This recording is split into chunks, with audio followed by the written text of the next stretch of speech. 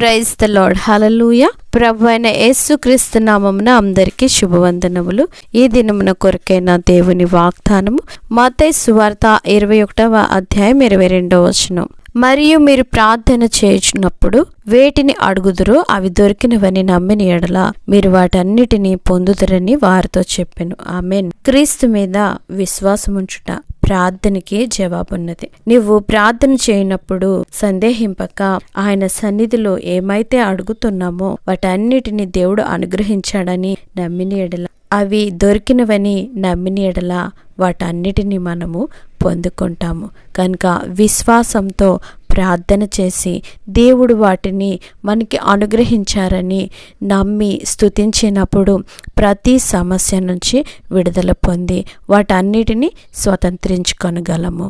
అట్టి శక్తి దేవుడు అనుగ్రహించునుగాక. ఆమెన్.